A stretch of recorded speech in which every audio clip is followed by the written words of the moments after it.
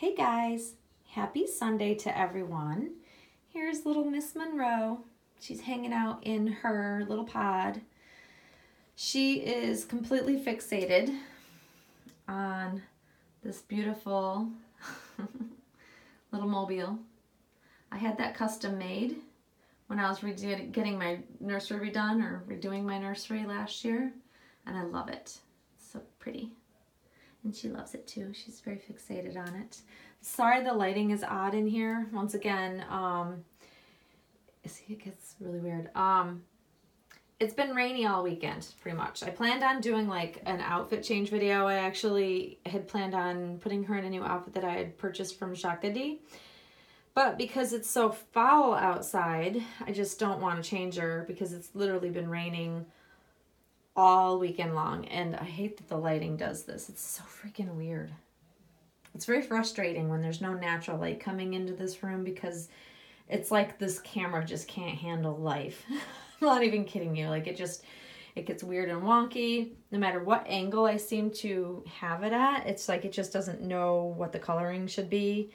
And like putting my hand in the shot, like the actual like skin tones, like I look red. That's not the color of my hands.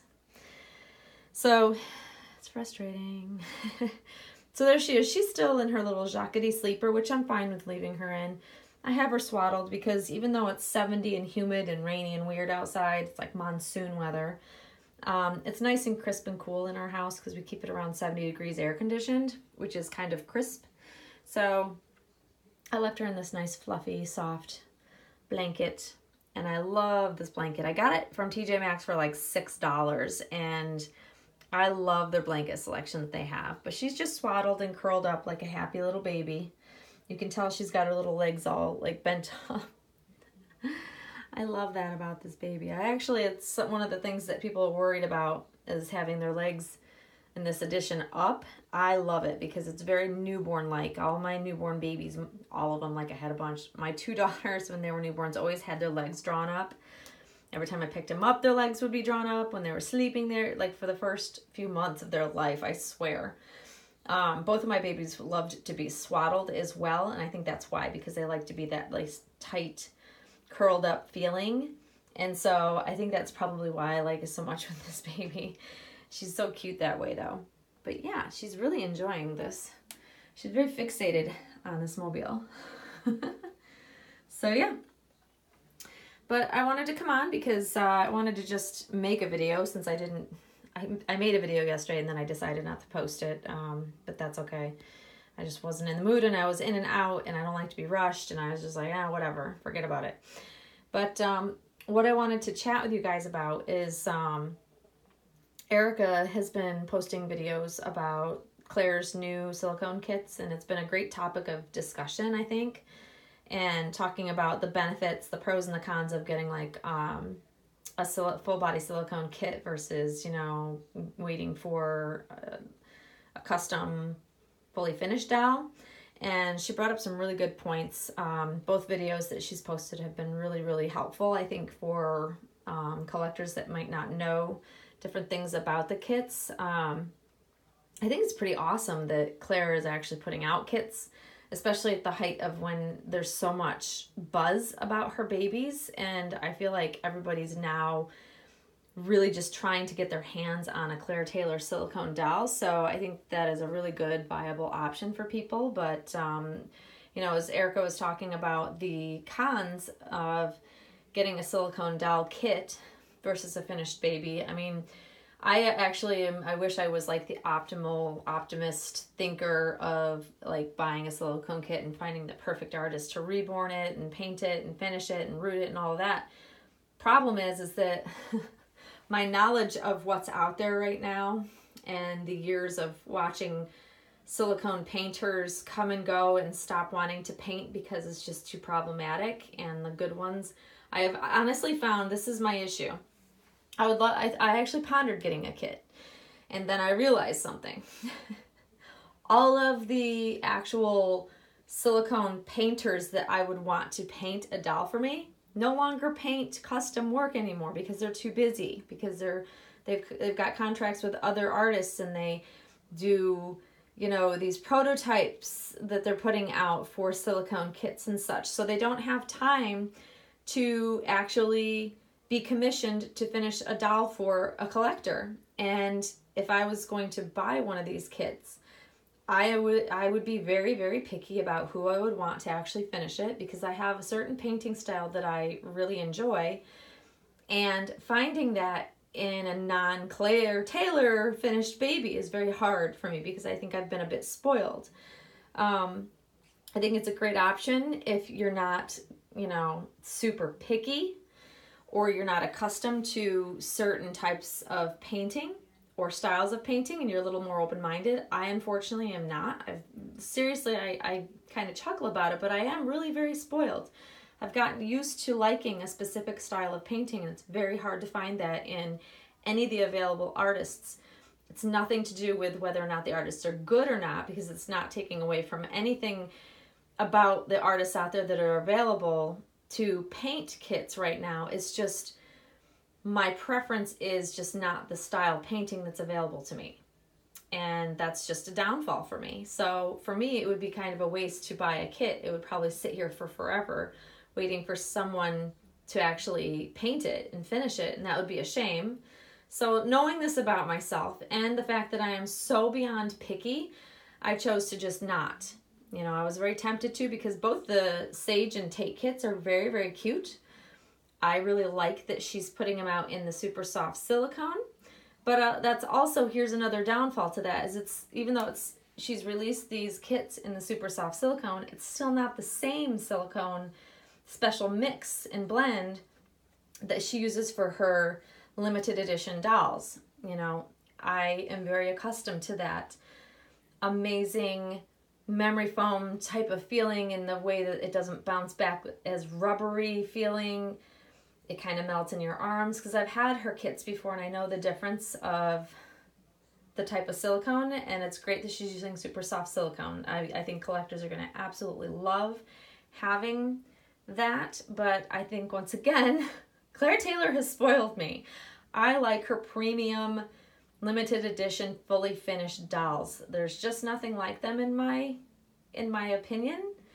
And once having so many of them, it's very hard to go back to something other than that, even though they're still beautiful quality and they're going to be amazingly soft and flexible. I think it's a really, really great alternative for collectors that just, you know, once again, on my channel, people say that they'll never be able to afford a Claire Taylor silicone doll. This is a way you can afford one. And hopefully people will, you know, be super happy that they're able to even get a Claire Taylor silicone, but it is a much less expensive option, which is, I think, really wonderful. It's just, for me, I guess it's just not as much of an option for me, just because I know myself, and that's one thing I've learned over the years, is if I already know I'm not going to be happy, then don't bother. So that's kind of where I am. I'm more of the negative Nelly, I guess. Or maybe you could view me as a realist. I don't know which. But I am beyond excited for seeing these babies as finished dolls once people start getting them home and, you know, sending them out to whoever is going to paint them. I'll be really curious. I may kick myself and change my mind, like, oh, I should have done that. That's happened in the past too. I'm sometimes completely amazed by the quality of painting and, you know, from other artists, and until I see them, it's hard for me to envision a finished doll, I guess. A blank kit can look so many ways, and I've seen them look, literally the same kit look completely different from one doll to the other, so it's hard for me to envision, which is why I'm not a big, you know, custom type of collector, because if I don't know what the finished doll is going to look like, I have a hard time wanting to invest the money in it. And that's just me as a collector, and it's just me over the years of learning and buying custom dolls and never being happy with them. But I am really looking forward to seeing some of them completed, and that's why I'm such a fan of buying on the secondary market, because then if I see one that I absolutely love, then I can maybe in the future find it available, you know, from a collector down the road. So I guess that's kind of the way I go about it. I don't know. But Erica's discussions were really, really good. I think they were so helpful. I think she explained things really well and brought out both the pros and some of the cons to buying a silicone kit. So well done, Erica. I love these discussions that you bring up, and it actually sparks me to think about things. But yeah, that's kind of my take on it. You know, people are always asking me why I don't ever buy the kits. I actually had a couple friends be like, you should totally buy them. You should totally, you know, and I'd really toyed with the idea. But being the realist of knowing myself as a collector and how darn picky I am, I just opted not to this time around. And I know that Claire's working on some other new babies coming out, so she'll have others coming out, and as people finish them, we'll see what happens. I mean, you never say never, I suppose. But quick update on my reborn. Still don't have her, obviously. The artist has had some personal issues come up, and I'm trying to be super patient. She even offered to refund my money, but I don't want the money. I want the doll. I want the completed doll. So I'm hoping, you know, if I give her some, you know, additional time, that she will finish the doll and get her sent home sooner rather than later. You know, I don't want to push her, and I know that, you know, personal things come up, and, you know, I wish her all the best, and I hope that, you know, she works through whatever's going on and everybody's healthy in her family, you know, all that sort of thing. So I'm hoping, guys, maybe next month. I don't really know. It's really hard when you don't have like a timeline in which to expect a doll, especially when it's been, you know, several months at this point. So keep your fingers crossed for me that, you know, she'll finish her and get her home to me soon. But just no new baby yet.